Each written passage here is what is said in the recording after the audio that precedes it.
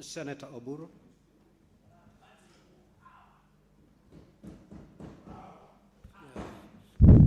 Thank you, Mr. Speaker, sir, for the opportunity. Mr. Speaker, sir, I am equally surprised with the court decision to impose a fine of 50 million shillings on the Senate, when on the other hand, the same court said the Senate was right and the Senate rightly impeached Gachagua according to the Constitution. We followed the Constitution and we impeached him according to the Constitution.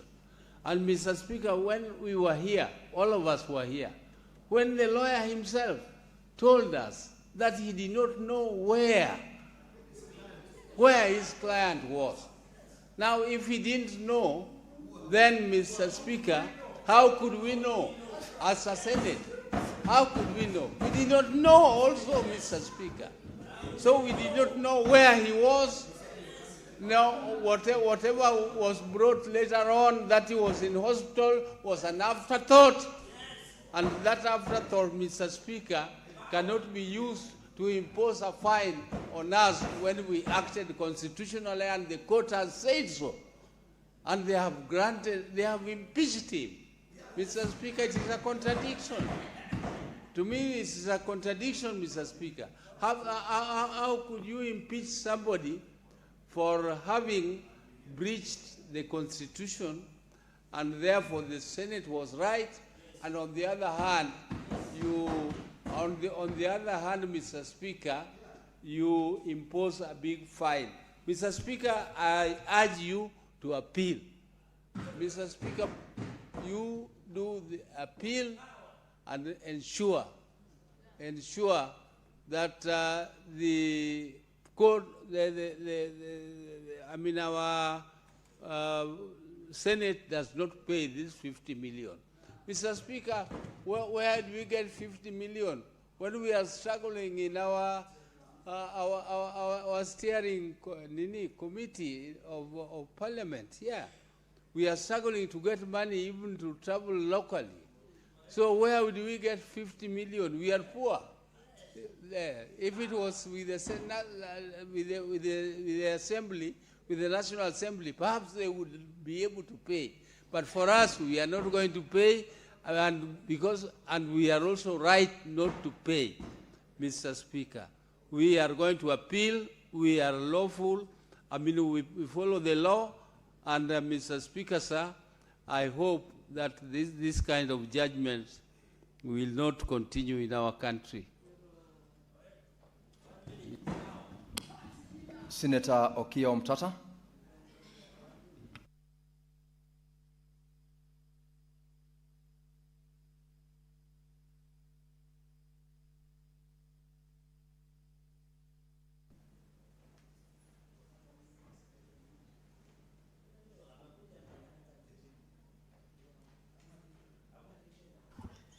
Yes, Mr. Speaker, sir.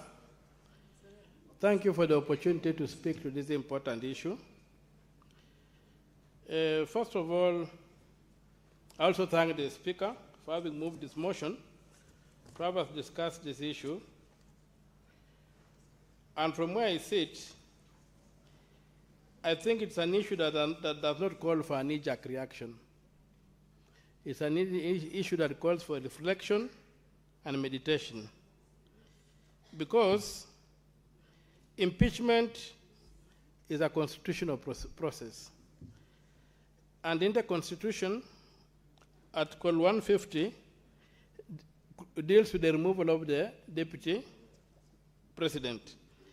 When you look at Article 150, Clause 2, it says the provisions of Articles 144, that's removal on the basis of health, and 145, the impeachment, relating to the removal of the President shall apply with necessary modifications to the removal of the Deputy President. Mr. Speaker, sir, I would like us to take lessons from the judgment instead of condemning it. Because when I look at it, and I'm still convinced even from the day this impeachment came here, that this House was not prepared for the impeachment of a deputy president. I say so because we did not have that law that would modify the impeachment of the president to apply to the deputy president. And that, for me, trying somebody without a law, to me, amounts to a violation of their rights. I don't even find a contradiction in the finding of the court that there was a violation of the rights, given the court's own reasoning, which our speaker aptly captures here, where it says that it's like when you get somebody has been executed, and you determine that the person was wrongfully executed, that may not restore the person back to life. That's the argument I'm seeing the court say here. And this particular quotation that we find that His Excellency Gachagwa's rights were infringed when the Senate declined to allow an adjournment. This violation constitutes both a vindication of his rights and a recognition of the constitutional infirmity in the process that does not undo the impeachment itself, given the finality of Article 145, Clause 7. So, Mr. Speaker, to me, I strongly believe that rules of procedure should benefit an accused person. And given that this gentleman, His Excellency Mr. Gachagua, had requested for an adjournment, this House had the capacity to grant adjournment. Your time is up, Senator Okiya Omtata. Senator Beatrice Ogolla.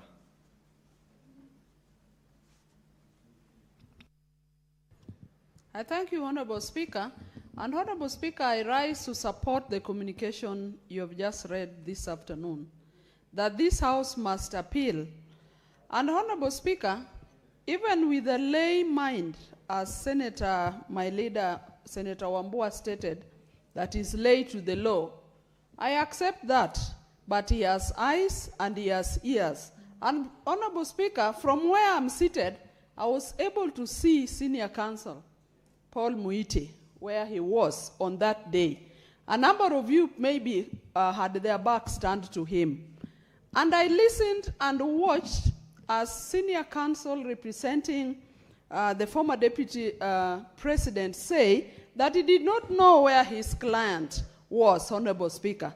So, as a Senate, how would we have known where his client was? Honorable Speaker, even in basic absences in schools by pupils and students that are seated here, when they absent themselves from school and say they went to hostels, the administration always expects them to take their books from hospital where they were treated. And I remember in our long history in schools, we would take those exercises books that as evidence that we were in hostel. So if that can be done in schools and in other institutions, why was it difficult for the representative of the former Deputy President to bring evidence to this House that he was unwell, Honorable Speaker? Honorable Speaker, we are paid to sit here by Kenyans. We don't sit here for free. We earn a living from the taxpayers. And even the 50 million that we are expected to use to pay the former Deputy President is taxpayers' money. So Kenyans cannot be taxed twice by paying senators listening to the Deputy President who yes, I accept. Senator Beatrice, the Speaker has not granted Senator Cherargei the opportunity to inform you. So you proceed to conclude because your time is running out. Honorable Speaker, what I'm saying... Hold your information. Honorable Speaker, what I'm saying is that Kenyans cannot be taxed twice to pay for a criminal who ran away from Parliament. That we are senators, we are seated here listening to him, we are paid for that work, and then the same Kenyans' money would be used to pay him the cost of 50 million. I therefore support your communication, and I end by saying that it was right for the Senate to choose the plenary, because then it was open for everybody. Everybody saw Muite here saying Thank you, Senator Beatrice Ogolla. Senator Wakoli.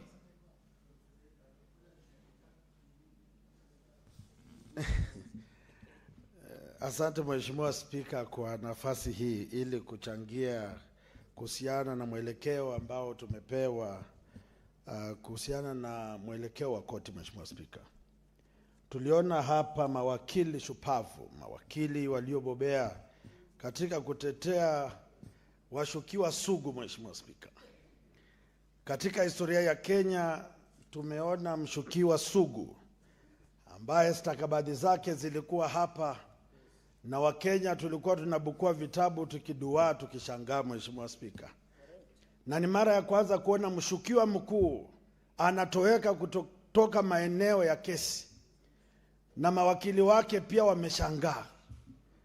Familia yake haijui mweleze nani. Maafisa wa polisi wanaomlinda wamezama. Mheshimiwa Spika, anashangaa sana.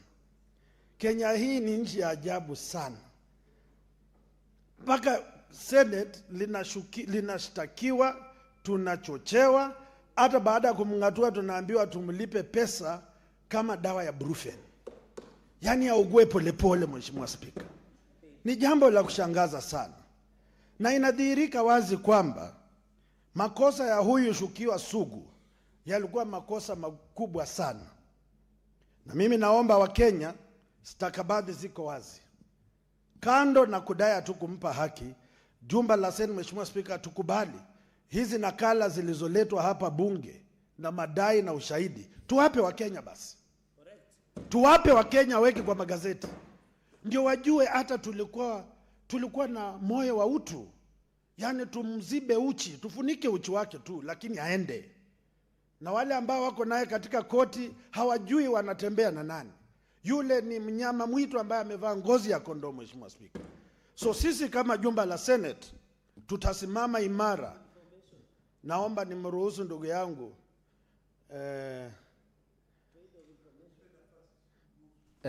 Senator Wakoli, do you want to be informed by the senator from Nandi? Huyu ni wakili shupavu kupambana na wale sugu. Mheshimiwa Spika. Very well, Senator Cherargei. Mr. Speaker, on a point of information, this is a country where a member of parliament abducted themselves. So when the former impeached deputy president ran away, he was borrowing from a classic book of where a sitting member of parliament self-abducted himself. So we were worried with such behaviors, Mr. Speaker. I wish to inform my brother Omwami, Senator Wakoli. Senator Wakoli, conclude. Ni bunge la kitaifa ambalo wabunge wanajiteka nyara, na katika maeneo ya utekaji nyara Give him 30 seconds to conclude. Mashukiwa wanajiteka nyara, wanaita vyombo vya habari, wanatoa hotuba katika misitu, katika hospitali. Na huyu wetu Mheshimiwa Spika, nashangaa sana. Ati naibu wa rais, namuombea Mheshimiwa Rais afya nzuri, aliumia sana kuongoza nchi na sugu kama huyu. Mheshimiwa Spika, asante sana Mheshimiwa Spika. Senator Hamida Kibwana. Bwana Spika, asante kwa kunipa nafasi. Hata mimi nataka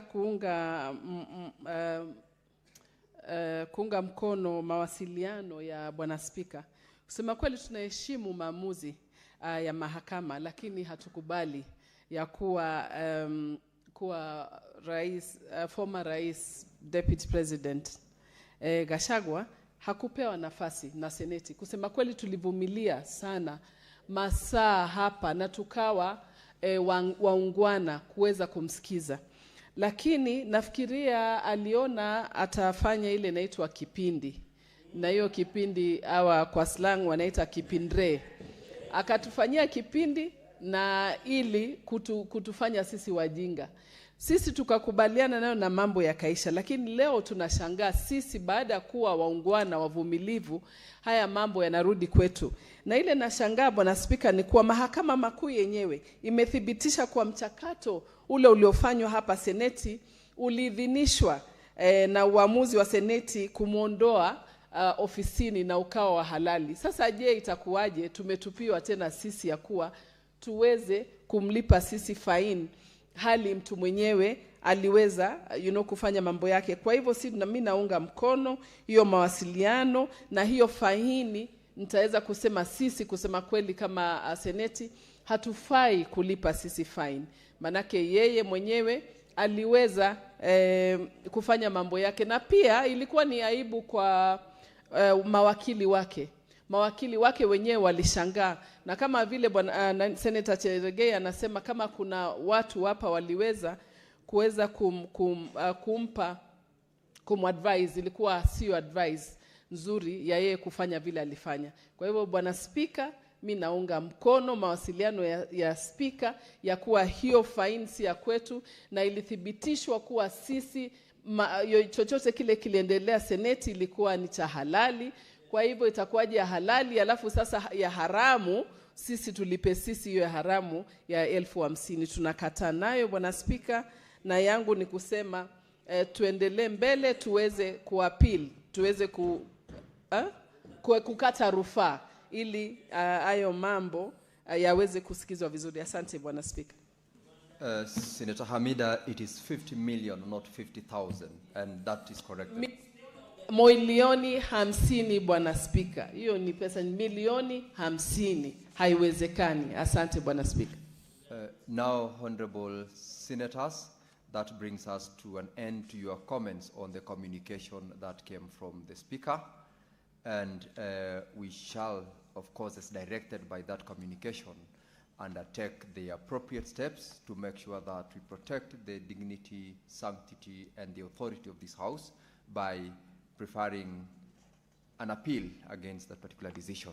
Nonetheless, we will resume the order paper for today, and before the communication, we were dealing with, I believe, order number 23.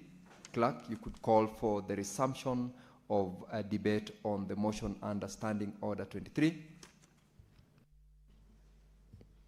Order number 23, motion, consideration of the report of the Mediation Committee on the Food and Feed Safety Control Coordination Bill, National Assembly Bills, and number 21 of 2023.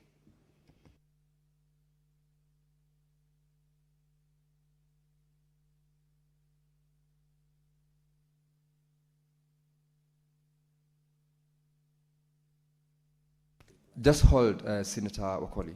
The Speaker will guide you shortly.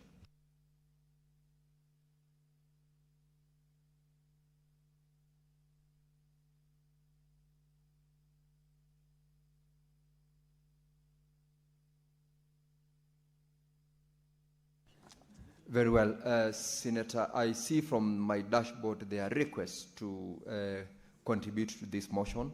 I have Senator Mariam, who is not in the chamber, Senator Beatrice Ogola.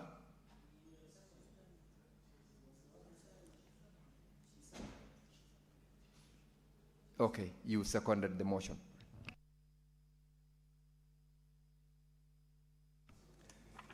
Very well. Then, honorable senators, there being no other member interested in contributing to this motion, I will call upon the mover to reply.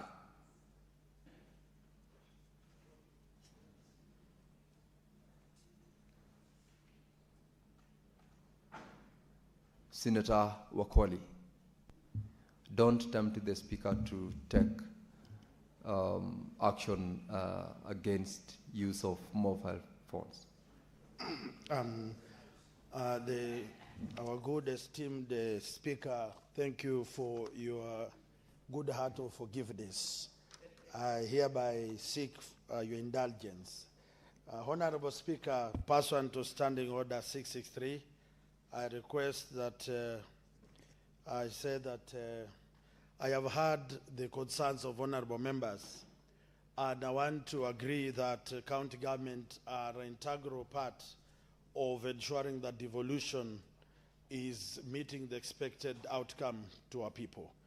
This bill, Honorable Speaker, has space, has room to ensure that the aspirations of the bill are met and that county governments continue to play the role that they are supposed to play. Honorable Speaker, this bill will equally transit to the delegation, the team, the committee that deals with the delegated rules, regulations, and laws, Honorable Speaker. And this is where the rubber meets the road, where the fine-tuning of the various aspects of this bill will be done, and thereafter cascaded down to county governments, the way we had at the national level the Public Service Commission, and which inducted and trained the public service boards at the county level to continue doing the professional work. So I want to encourage members that all is not lost, and this is a new practice in this country where various arms of government are coming together to ensure we meet an expected outcome. And therefore, by that doing, the county governments will be roped in, will be invited, and we will walk the journey with them as Senate to ensure that this bill speaks to the needs, expectations, and the demands of the labor, of the market, international market, and the local market. Our members, honorable members, should know that as the Committee of Agriculture, we have always invited KEFIS, we have invited the Minister of Health to look at the poisonous food potatoes in Rift Valley, to look at the problem of maize in your county, Honorable Speaker, and it showed very clearly that unless these arms of government in the Ministry of Health, Ministry of Agriculture, Ministry of Trade come together, synergize and polish legislation, we will always limp and run in the dark. And therefore, this bill provides an opportunity for all these arms to come and polish their act and make it practicable to the people, so that the people do not subscribe and get permits everywhere. Because you understand, Honorable Speaker, some of the governors are overtaxing our people. Their so-called kanjos are everywhere collecting money, but the people are not seeing the value. So this institution, once organized properly, will have its replicas at the county level, but they have their mother body that will always guide and ensure that as devolution is strengthened and empowered, the institutions will equally do the same. And therefore, pursuant to Standing Order 63, I request that we're putting the question should be deferred, Honorable Speaker.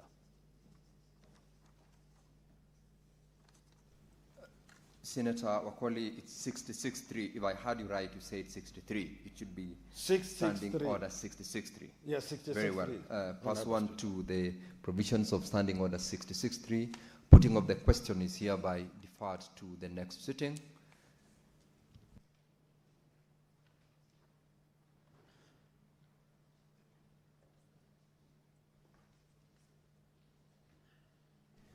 Now, Honorable Senators, before we move to the next order, I will proceed to rearrange for the convenience of the business of the House today.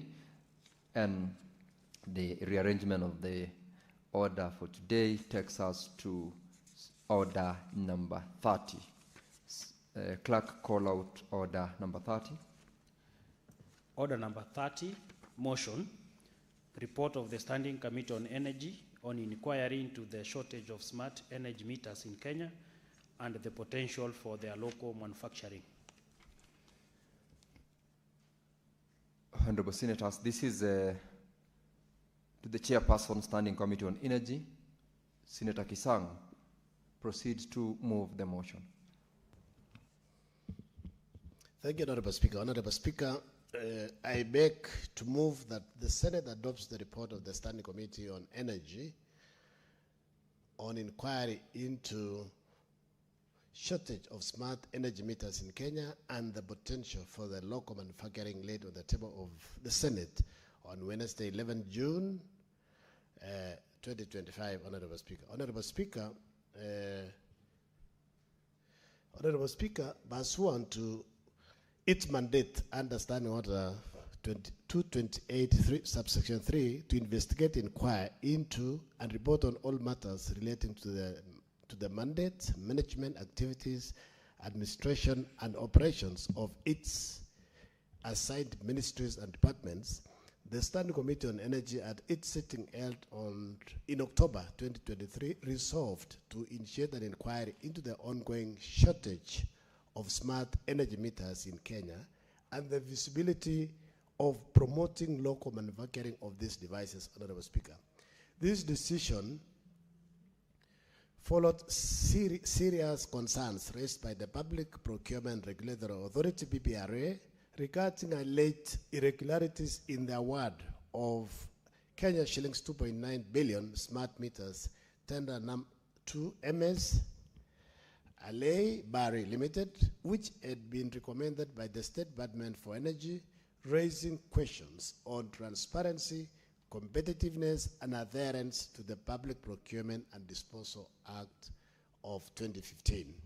Honorable Speaker, the committee also took note of structural challenges in the metering sector, including the absence of clear standards, regulatory frameworks for smart meters, high borrowing costs for potential local manufacturers, and the proliferation of counterfeit meters in the market, all of which undermine reliability, consumer protection, and the country's broader energy sector reform agenda, Honorable Speaker. Additionally, the committee was concerned about the use of framework agreements under Section 114 of the Public Procurement and Disposal Act, which, if not properly designed, Honorable Speaker, and implemented, may be used in a manner that weakens competitive procurement and reduces transparency in large-scale meter acquisitions, which can lead into corruption, Honorable Speaker. Honorable Speaker, in this regard, the inquiry was guided by 4 key issues. 1, to interrogate the procurement process surrounding the award of the smart meter tender to Ave Bari Limited, to assess compliance with the Public Procurement and Disposal Act of 2015. 3, to examine the visibility and viability of promoting local manufacturing of smart energy meters, and this will help in creating employment opportunities for our youth, Honorable Speaker, and also to propose strategic policy measures to reform KPLC procurement systems and strengthen regulatory oversight for transparency, accountability, and efficiency in the energy sector.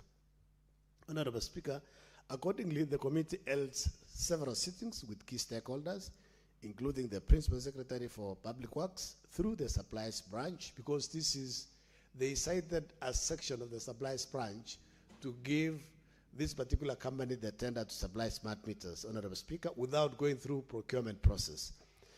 And this is an old law of 1952. Kenya Power and Lighting Company, the African Smart Meters Association, and the Kenya Association of Manufacturers, and further received written submissions from Dedan Kimathi University of Technology.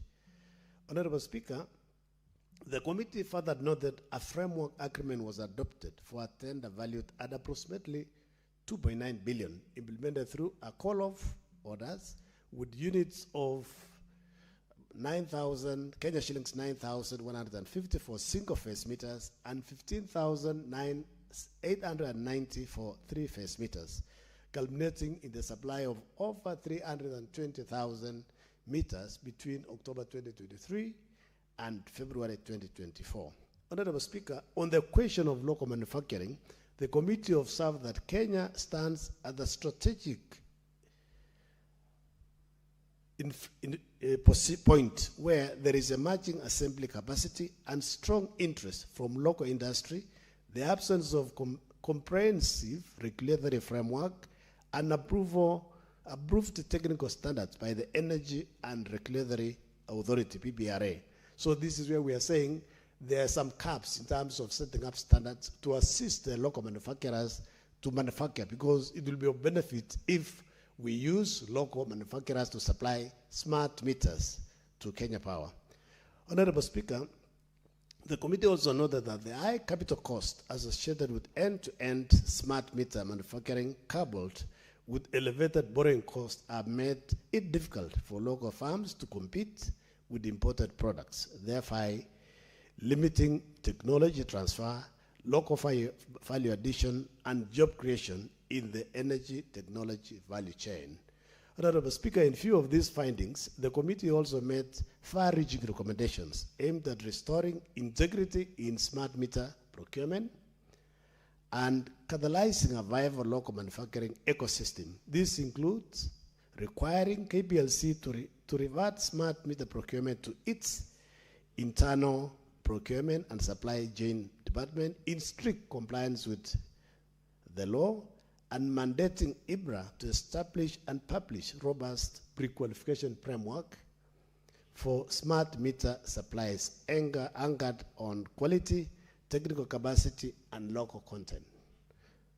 Honorable Speaker, the committee further recommends that KPLC should transition towards a decentralized smart meter acquisition model, allowing customers to procure meters from IBRA-approved suppliers. Honorable Speaker, we are saying when you are putting up a house and you do wiring, you get an electrician who is already certified by KPLC, you should be able to go to any shop, you can go to any hardware. As you buy your other electrical issues, you can also buy a meter. So that, you know, we don't have to get expensive meters from Kenya Power. It takes time. Sometimes, Honorable Speaker, customers wait for ages. When REREC does last mile connectivity in our rural constituencies, Honorable Speaker, they wait even for 6 to 10, even only, Honorable Speaker, before the energize because of lack of meters. So, but if this one is decentralized and liberalized, it will be easy for consumers to buy meters from any shop, Honorable Speaker, so long as the standards have been set and certified by IBRA, Honorable Speaker. Honorable Speaker, the committee also further recommends that KPLC should transition, as I had said, to decentralized meter acquisition model, allowing customers to procure meters from IBRA-approved suppliers with installation by licensed technicians and verification by Kenya Power, thereby promoting competition, widening market participation, reducing single buyers risk, and also eventually reduce the cost. Because if there's competition, basically prices will come down. To support local manufacturing and industrial development, the committee proposes that the Ministry of Energy and Petroleum, IBRA, and the National Treasury put in place clear national standards, targeted initiatives, and financing instruments to move the country from meter assembly to full-scale manufacturing in partnership with universities and technical institutions as centers of research, innovation, and skills development. Honorable Speaker, this is, we visited several farms that were doing assembly of smart meters. But you'll realize, Honorable Speaker, these particular companies, they were basically importing almost everything from China, from Europe, and then they just come and assemble. So basically there's no manufacturing that's taking place. They just coming to put these things together and sell. But we are saying we need to support them so that the raw materials, it can be manufactured here in Kenya, they do manufacturing itself, and eventually this will boost the economy, it will reduce prices, it will create a lot of employment for our youth, and then eventually it will spur the economic growth of this country. Honorable Speaker, in conclusion, this report provides a timely roadmap to address the immediate smart meter shortage, correct weaknesses in procurement practice, and lay the foundation for competitive, locally anchored smart metering industry that supports Kenya's energy transition and digital economy. Honorable Speaker, this is very important because, and it's timely, because with the affordable houses that are coming up, Honorable Speaker, we will need so many meters. We need to energize and supply power to very many homes. And this will not be possible if we don't encourage locally manufactured smart meters, Honorable Speaker. And this will also help Kenya Power. They don't have to go to the homes to read the meters. Basically, they'll be able to disconnect automatically from the offices, reconnect automatically when the customers pay, or use also the tokens, where basically you buy just like airtime that we buy from our phones. Honorable Speaker, I beg to move and request my colleague, able Senator Beatrice Okola, to second the motion. Senator Beatrice Ogola, proceed to second the motion. Honorable Speaker, I wish to second this motion on the report of the Standing Committee of Energy on the inquiry into the shortage of smart meters, energy meters. Honorable Speaker, all of us in our communities and with the public deal with the issue of shortage of meters. And this shortage, Honorable Speaker, has led to a number of harassment of members of the public. I frequently see a number of small businesses, people running here and there because of this shortage of meters. And one wonders, Honorable Speaker, what happens? Because at some other time, it becomes criminal when a number of people are arrested by the KPLC policing unit, once because they have meters that don't belong to them, and one wonders because a number of these people have no knowledge of even how to fix some of these meters or even where they get them from. And so a number of, we have a lot of fraud cases, Honorable Speaker. Just the last other week I was at home and a young man comes running to me that they have been arrested and it is issues involving meters. And Honorable Speaker, a number of recommendations that have been given in this report is a cure to a number of those challenges that I've just referred to. Honorable Speaker, as I second this motion, I want to lay emphasis on what the movers indicated on local manufacturing. Honorable Speaker, in this country we used to have something called Agenda 4, and manufacturing was critical to the Agenda 4 in this republic, coupled with housing that His Excellency the President, Dr. William Samoei Ruto, is moving to another level, and Kenyans, including the doubting Kenyans, can see the houses physically. And soon, Kenyans, if organized properly, will be living in dignity, including a number of job seekers who still may not have enough money to rent houses when they leave colleges. Honorable Speaker, the issue of local manufacturing and industry development has been exhaustively discussed in this report. The only thing that we have to look at, and of course which has been mentioned, is the issue of putting into place clear standards. When we promote local manufacturing, there must be standards that must be met. And then we have also to put incentives that will motivate our people into the manufacturing space. And of course, there's been a mention of financing mechanism. Honorable Speaker, this report addresses the issue of integrity too. Of course, the report deals with a procurement issue that was there. And Honorable Speaker, this was a procurement of a tender to the tune of 2.9 billion.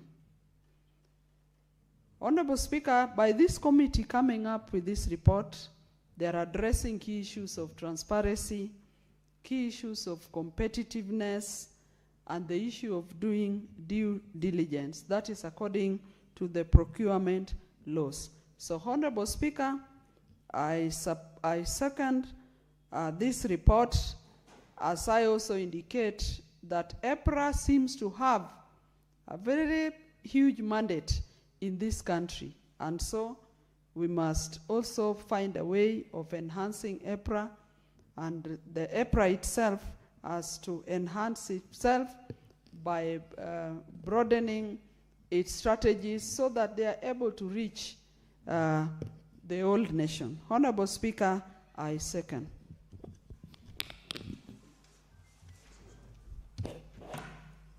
Senator Kisang, take your seat, or take the nearest seat next to you. Now, Honorable Senators, I now propose the question that the Senate adopts the report of the Standing Committee on Energy on inquiry into the shortage of smart energy meters in Kenya and the potential for their local manufacturing, laid on the table of the Senate on Wednesday, 11th of June, 2025. Now, members, this motion and report is therefore available for debate, and I will call upon Senator Samson Cherargei to make his contributions to the motion.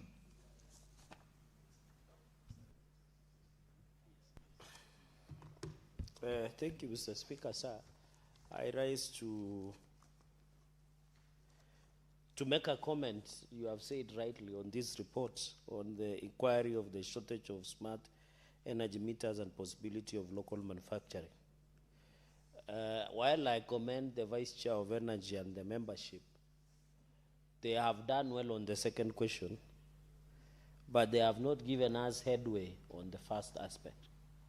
Because the issue was to give us the aspect of shortage, the legality, and viability, whether there was violation of the law in terms of public procurements processes, Mr. Speaker, sir. So on part 2, I agree with them as a country that we must look at the local manufacturing. And Mr. Speaker, the committee has hesitated to point out that the award of this company called Halle Berry, it's like Halle Berry, of a tender worth 2.9 billion in the supply of smart meters. From the reading of the report and from the interactions of minutes and meetings that has been done by the committee, Mr. Speaker, sir, it looks like this was a direct procurement contrary to the law. Mr. Speaker, this award of 2.9, only the reasoning that the stakeholders appeared before the committee was because Halle Berry, Mr. Speaker, award of 2.9 billion smart tender was because they had it in their warehouse. Mr. Speaker, the reading of Article 227(1) of the Constitution is very clear on public procurement. And it is very clear that is procurement of public goods and services. Article 271, when a state organ or any other public entity contracts for goods and services or services, it shall do so in accordance with the system that is fair, equitable, transparent, competitive, and cost-effective. It does not say when they have availability. Therefore, and in fact, some of us, I would have requested the committee, this is a classic case of corruption. Because the work of awarding of smart meter tenders was done by the ministry through supplies and change, Mr. Speaker, by Kenya, instead of Kenya Power. It was done by State Department for Energy. And we are aware energy of, Mr. Speaker, you remember there were issues of procurement irregularities, issues of corruption. In fact, this was a clear case of corruption. Because in fact, instead of Kenya Power and Lighting Company doing the award of the tender, it went ahead a new State Department of Energy, Mr. Speaker, to procure, which is a clear violation of the law. Article 227(1) is very clear that it must be transparent, it must be cost-effective, it must, and looking at the committee proceedings, Mr. Speaker, the award to Halle Berry, Mr. Speaker, is not very clear. It looks like this was corruption, Mr. Speaker. And even you read at the report when Kenya Power and Lighting Company appeared, they justified that because they wanted to open and decentralize the award of smart meters in the country, be single phase or three phase, Mr. Speaker, they must now allow other people to do it. That is how it is done, Mr. That is how corruption is done. Because if Kenya Power and Lighting Company did not give award, and as per the law, but the State Department of Energy went ahead to give out without any legal recourse, Mr. Speaker, is a clear violation of Article 2271, Mr. Speaker, and even Article and the Public Procurement and Disposal Act as provided by the law. And myself, I want to request the committee through the Vice Chair, although he's technically the Chair, Senator Kesang, to further investigate these 2.9 billion. To me, if it works, quacks, smiles, or crackle, Mr. Speaker, that's a dark, Mr. Speaker. That's a dark for us. It is corruption, Mr. Speaker. So we must be told these 2.9 billion, and it is important, and I want to thank the committee, Mr. Speaker, because they even provided how the various companies that had been given award to supply smart meter, Mr. Speaker, in this report. They have gone ahead and indicated that these are the number of meters that have been given, Mr. Speaker, in their reports. Even when you look at their report, Mr. Speaker, they have highlighted that a number of them, so there is no justification of direct procurement or a direct award of 2.9 billion under the State Department of Energy instead of KPLC as usual award tenders, and that is page 15. When you look at page 15, Mr. Speaker, you can see the summary of 4 farms with tender supply 7,111,740 meters with a contract of 2-year period of single phase, Mr. Speaker, and these amounts to around 7,740 smart meters. Like Smart Meter Technology Limited was given 314,440. Magnet Ventures Limited was given 164,500. Inhimita Africa Company Limited 128,000. Yohakshin Group Limited was given 104,800, Mr. Speaker. So the report has gone itself to justify that they were companies that were competitively awarded. But we don't know what is special about Burnley Halley Company Limited, that it was given a tender of 2.9 billion. Mr. Speaker, this does not look right, and while I agree with the recommendations of the committee on the other aspects, they must tell us, you know, Mr. Speaker, corruption, if you don't follow the law, and you are a senior practitioner of the law, you cannot regularize an irregularity without following due rest of the law. Even if State Department of Energy would say today they was cost effective, they didn't lose any money. But the fact that there was an irregular process of acquiring public goods, contrary to Article 2271, Mr. Speaker, some of us would think otherwise. And therefore, I want to appeal to the Senator Kesang, the mover and the vice chair of that committee, to still relook at this aspect of 2.9 billion that was specifically awarded to this company. Yet he had indicated that there were other 4 farm companies that had been indicated. So Speaker, this is a fairly quick report, and then even committee, they have raised a number of procurement processes. I think I have touched on that, Mr. Speaker. Quality and quantity, I agree.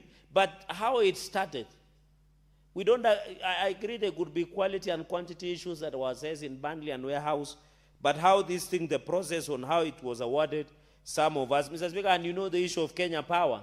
We had a few years ago, there was a scandal of smart meters where there was allegation that smart meters or meters of Kenya Power and Lighting Company and even water companies through non-revenue of collection waters had been tampered with.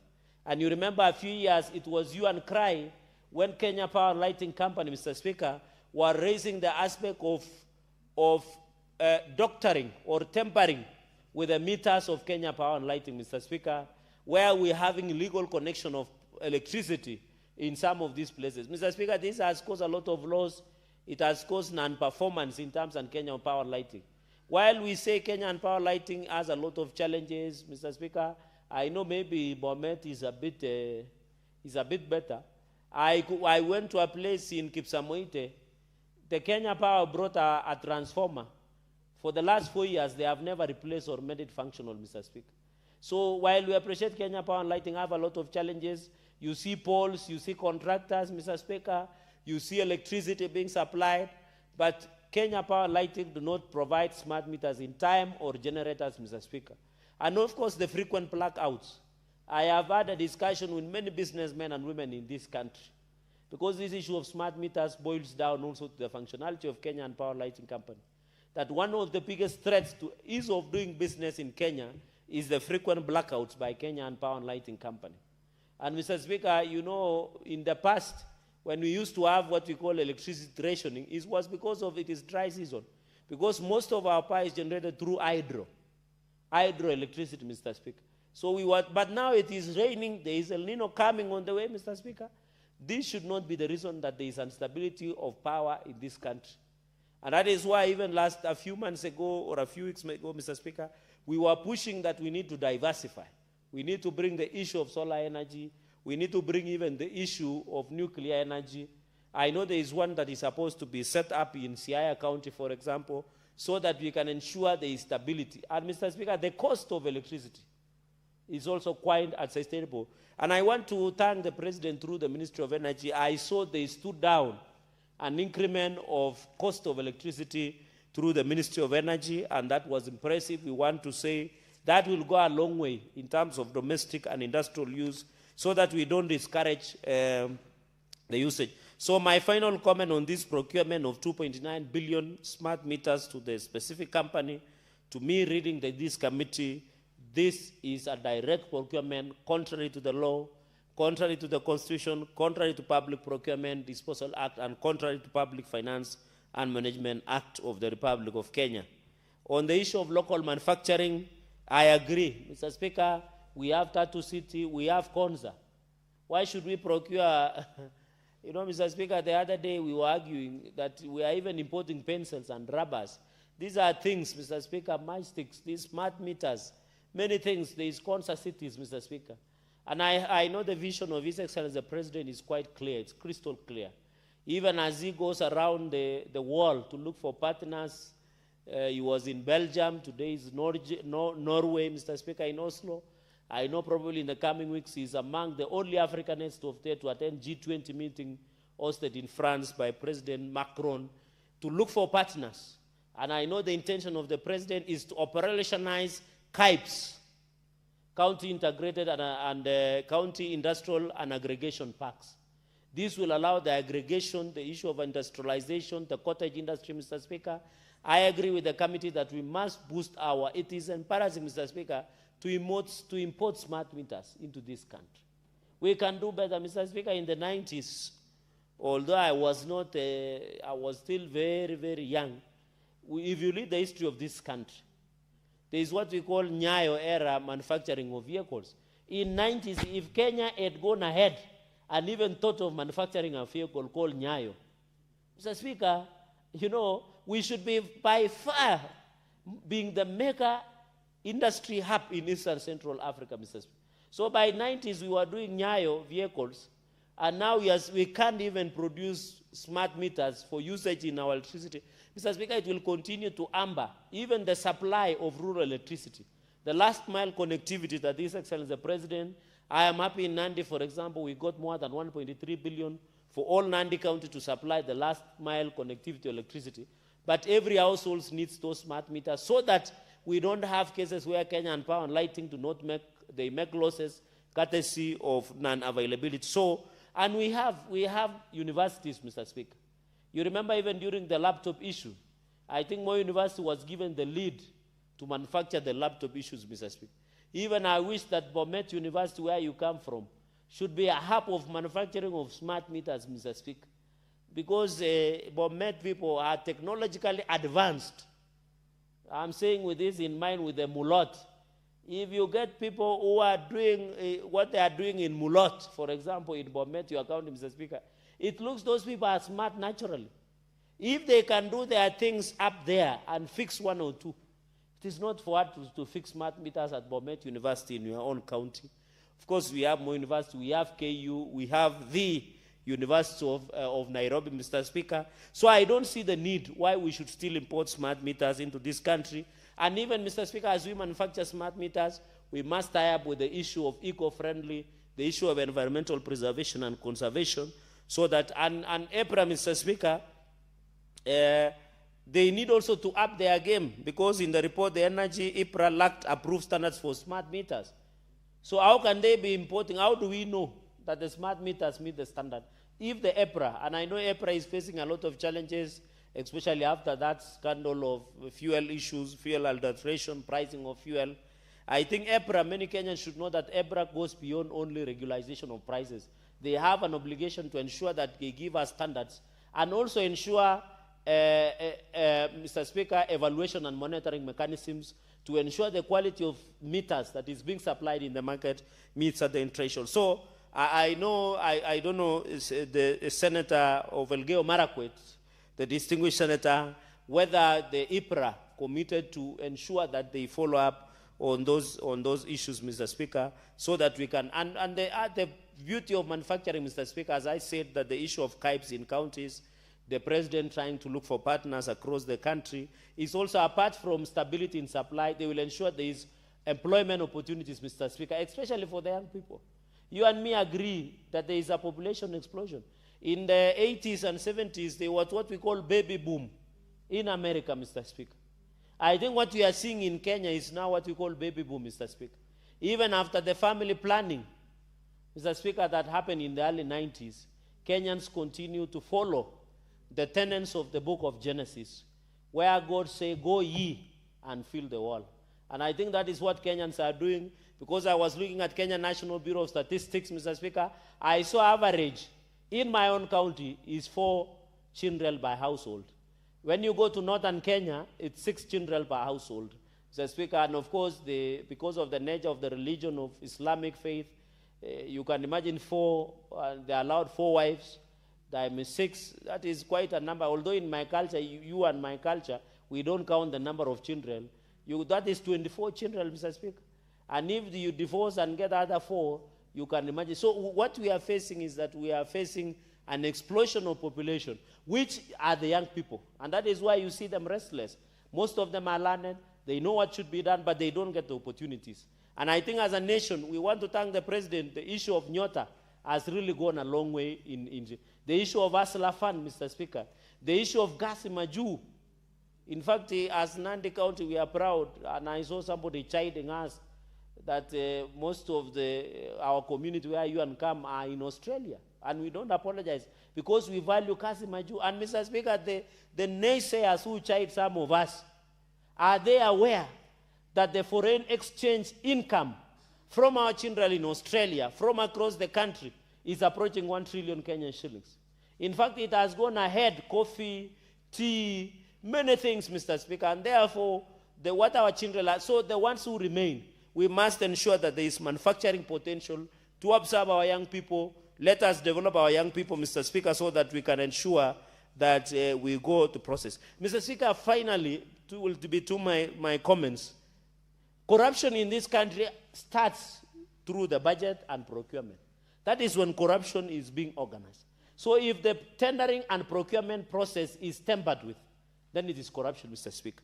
And therefore, I am happy that the committee has said within 3 months, within 6 months, within 6 months, 3 months, there should be a report on what really happened on this award of 2.9 billion, Mr. Speaker, and the procurement process and tendering within Kenya Power and Lighting in the acquisition of smart meters.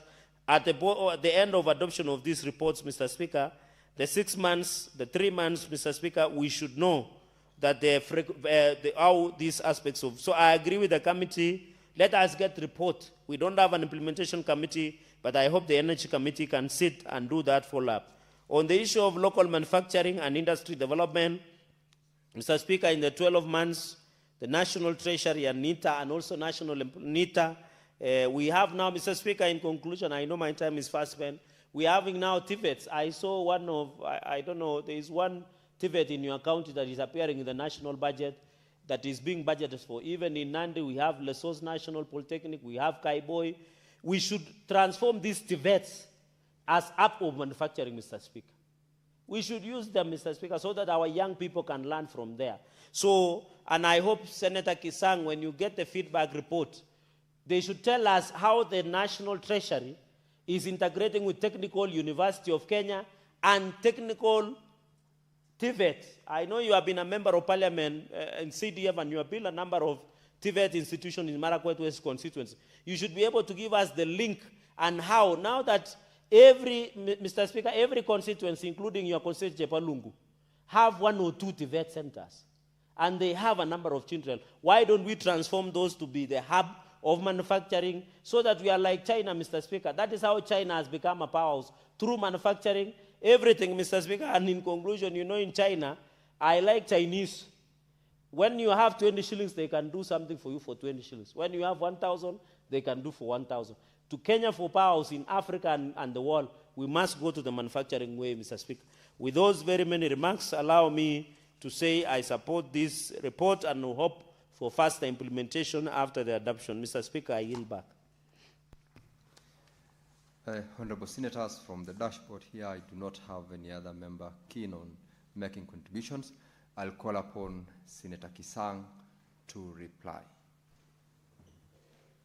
Thank you, Honorable Speaker. Honorable Speaker, I beg to reply and want to take this opportunity to thank the members of the committee, because that's a fairly old report, close to a year now, and we went round to the local manufacturers and even those who basically do the import of raw materials and assemble. And I want to agree with what Senator Jerarge has said and thank him, and also Senator Okola, because, Honorable Speaker, in that particular report, we have given recommendations and timelines when the government agencies are supposed to report back to this House and give us what they have done. Because what we have said, we need local manufacturing. Already in the ICT subsector, Honorable Speaker, conductors, basically, and also the small chips are being manufactured now by Dadan Kimada University in Nyeri. Assembly of laptops and devices are being done by Mo University through basically the former Rivertex and also Dadan Kimada University. So this Kenya Power and IBRA needs to come with this standard so that our national polytechnics and also the DVETs, as Senator Jerarge has said, they need to partner and manufacture, because this is, it's not something, you don't need to have done basically serious physics to manufacture this particular smart meters. It's very, very easy to assemble. This is something that we used to do when we were in high school, in science congress, but I don't know why it has taken so long. And Honorable Speaker, in that particular report also we want EACC.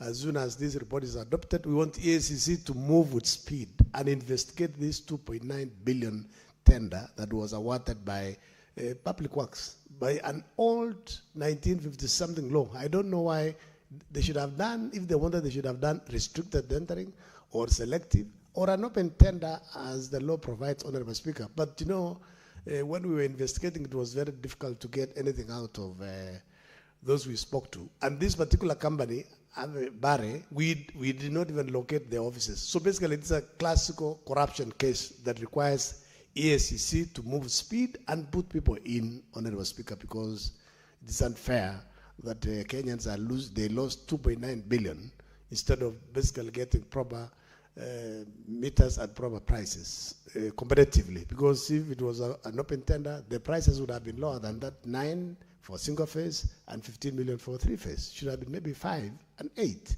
So I hope KPLC is listening, and they also ensure, as members have said, there are a shortage of meters, both smart and even manual meters, Honorable Speaker. And some schools have gone for several years. They already have installations. There are transformers within the schools and the communities on the last mile connectivity, but there are no meters. So they cannot energize. Otherwise, you know, this is also an opportunity for Kenyans to connect illegally if there are no meters. So they need to move with speed and ensure they procure smart meters en masse, Honorable Speaker. Check, there are several houses that are coming up, and without smart meters, without even meters, they'll not be able to enjoy. Honorable Speaker, there's also a danger here because of, for the last few years, we have not gone into power generation. There is likelihood very soon to be shed loading because we don't have enough power, because currently, as we stand, it's about 23 or 24 megawatts, Honorable Speaker, and the consumption is very close. So basically, if there is anything small, basically there'll be power rationing in the country. So we need to encourage both local investors and international investors to come in and generate power so that we can have sufficient power. I'm happy that at least Siaya County have agreed to set up and generate basically power using nuclear in that part of the world, because initially Kilifi had been earmarked to generate power using nuclear power, but there was a lot of misinformation until they resisted. But they'll regret later on in life that they'll have lost an opportunity, because within where the generation of power will be done, there'll be a lot of opportunities, there'll be a lot of work, and then there'll be a lot of development within that area. Honorable Speaker, I beg to reply and request that, understanding of the 66.3, Honorable Speaker, the question, putting of the question be deferred to the next sitting. Thank you, Honorable Speaker. All right, Honorable Senators, as requested, putting of the question to this motion is hereby deferred to the next session. Honorable Senators, you will note that we have got a number of motions in the order paper, and I will, in the absence of the members who are required to move, defer order number 8 to number 22. I will equally defer order number 24 to 29 to the next session of this House. Shall we now rise? Now, Honorable Senators, there being no other business on the order paper, the Senate stands adjourned until tomorrow, Wednesday, 10th of June, 2026 at 9:30 a.m.